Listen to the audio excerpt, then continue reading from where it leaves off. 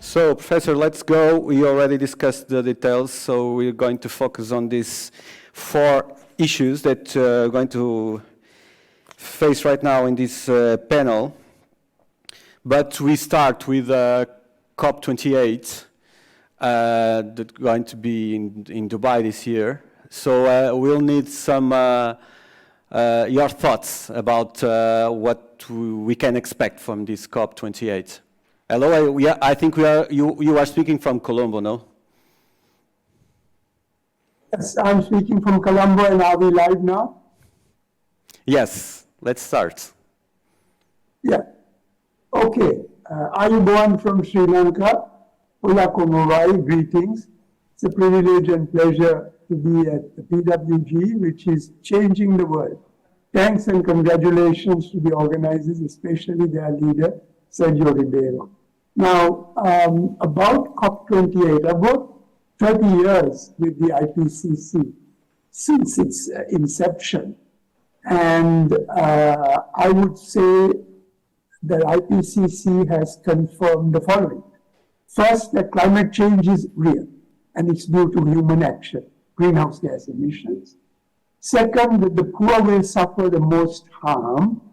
And the third, that the best way forward to solve all the problems together is to integrate climate change strategy into sustainable development. So for the global south, who are going to COP28, one of the major issues is climate justice. Because rich countries have emitted the bulk of the emissions, but the poor countries of the global south will suffer the most impact. So this is quite unfair. Now, if we look at the mitigation, the global south will look at COP28 to have the North American and European countries with high per capita emissions taking more leadership to implement the UNFCCC of 1992, which was a very fine document which I had to draft. It talks about common but differentiated responsibilities, which means that the rich must carry the bigger burden of mitigation. The second thing that the Global South is looking for at COP28 is the adaptation and impacts of the poor must also be financed by rich countries. There is a damages and compensation fund which was set up at COP27, and more action is going to be forthcoming on this. Now, let me talk to 2 aspects of that. There is something called the climate debt. If you think of every human being having equal right to emit greenhouse gases, the excess emissions of North America and Europe since 1850 is something like 900 billion gigatons. Now, in dollar terms, that is about 45 trillion, not billion, trillion dollars. But look at the financial debt of the global south, which is quite recent. That is only 11 trillion. So the global south can say the climate debt can cancel the financial debt, and you can also pay for climate change damages to the poor in the future. So that is the whole point about climate debt. The second point I want to make, which is also part of climate justice, is if you remember the Nord Stream pipelines from linking Russia and Germany was blown up mysteriously in September 2022. It's the biggest methane leak in history. 500,000 tons of methane were released in a matter of hours, which will have a devastating climate impact. So this is a worst act of environmental terrorism, like 9/11 was an act of social terrorism. No one from North America or Europe has taken responsibility, but it's very clear But the global south had nothing to do with this. But we will suffer the greatest impacts. So this, imagine this, twice the annual emissions of Portugal, twice the, is one time the annual emissions of Portugal, twice the annual emissions of Sri Lanka, my own country. So this is another aspect of climate injustice because no attention is paid to these major points. So in summary, the Global South is looking towards climate justice at COP28. Very good. Professor, you usually talk about the, and we see also you are talking, you have a new book just behind you about sustainability, but also you talk about sustainomics. What is this concept, and what can provide to and help us to solve some problems in this matter? Okay. Sustainomics was introduced at the 1992 Rio Earth Summit in Rio. It is now widely used, and it is something that will be useful to implement the Sustainable Development Goals, which were universally accepted in 2015, and to which I also contributed, and I'm very proud of it. So, what is this about? There are some key principles. The first is called the Sustainable Development Triangle. There are three aspects. We need economic growth. Why? Because how are we going to help the poor to come out of poverty? 2 billion poor people. Second, when we are growing the economy, especially for poor countries, we want to make sure that we don't destroy the environment. So that's the second aspect of the triangle. And the third aspect is the social aspect, that all the benefits must be shared equally. And the balance and equilibrium of this triangle is extremely important. That's the first principle of sustainomics. The second principle is called climb the mountain, because basically we want to empower individuals. People are overwhelmed by concepts like climate change and sustainable development, which looks so big.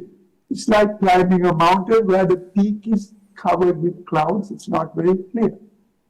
But if you keep walking one step at a time uphill, you will eventually reach the peak. And many unsustainable activities are easy to identify. When you leave this room, you switch off the light, you turn off a tap, you plant a tree, eat less meat. So empower individuals to act sustainably. The third principle is transcending barriers in our own minds. We must replace unsustainable values like greed and selfishness and conflict with ethical values. We must think in terms of the whole globe, not just our own neighborhood or our own city. We must think in terms of centuries or decades, not tomorrow or just next week. And we must think in multidisciplinary way. That is, all the disciplines must be combined and integrated to solve these problems. And we must bring together multiple stakeholders to work together. That is called the multi-stakeholder triangle. And for example, business and civil society must work with government together to solve this problem. And the fourth principle of sustainomics is very simple. Implement, implement, implement. Because all these theories are fine to be on a shelf, in a book, but many of these ideas have been implemented in many countries and in many sectors, and it leads to a very practical approach called balanced, inclusive green growth. So inclusive is social, inclusive, green environment, economic growth.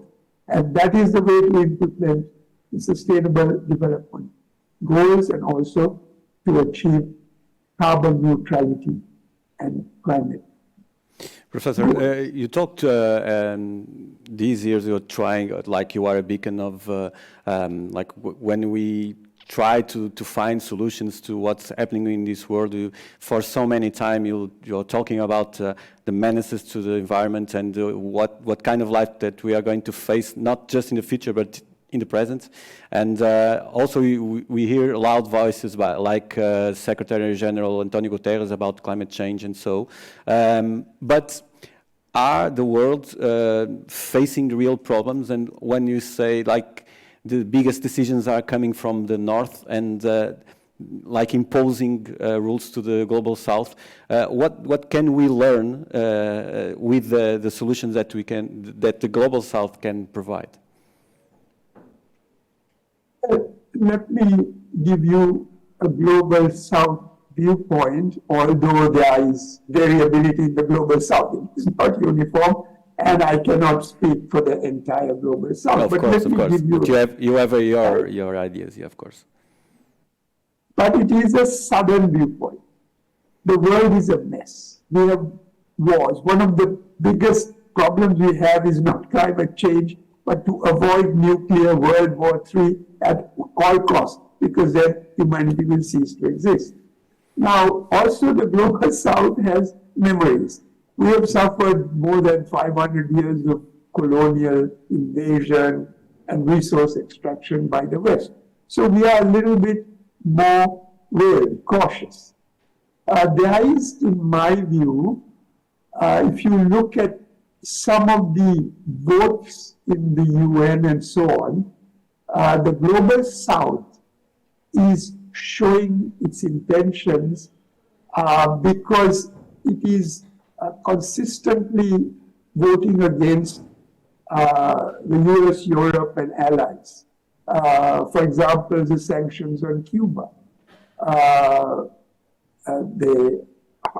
Only two countries opposed that. That was the US and Israel. Everybody else was against sanctions on Cuba.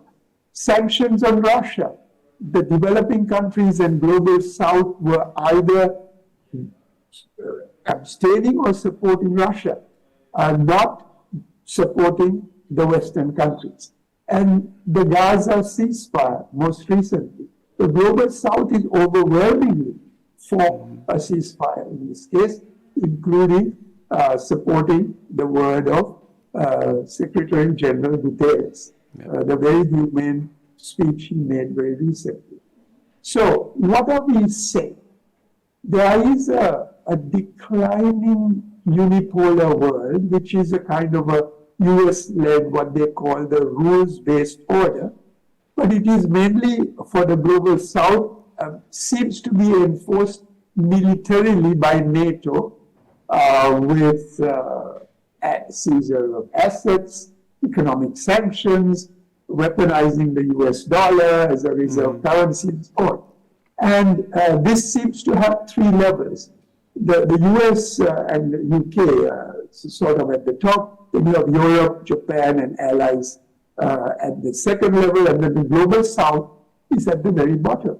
Now, the multipolar world that is more emerging is more attractive to the global south because it has BRICS plus, which is Brazil, Russia, India, China, South Africa, and many other countries that have joined.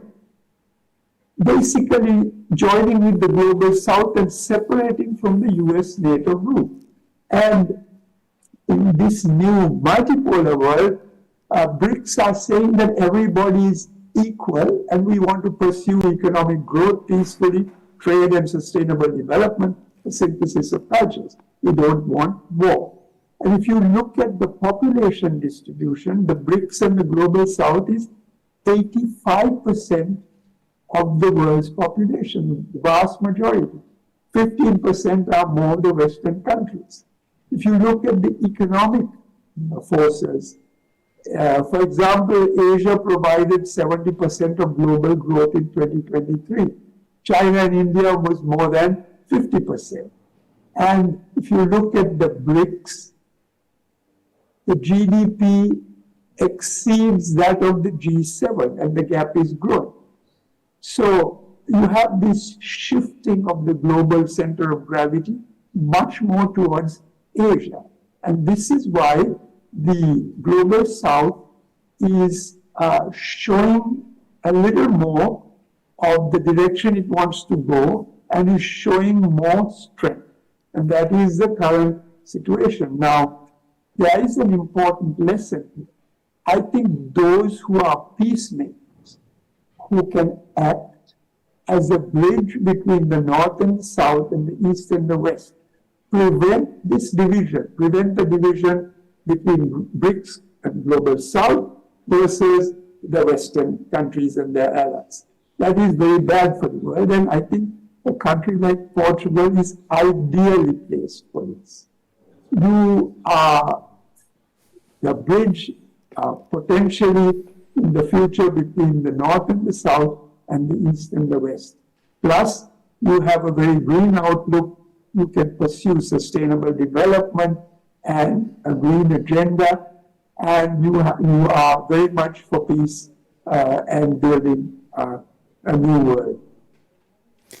Professor, you touched in also in the, I was going to do the last question about Portugal, because you also worked in some time with, even with the government bodies in Portugal, because Portugal is also keen on doing the best stuff on these green matters also.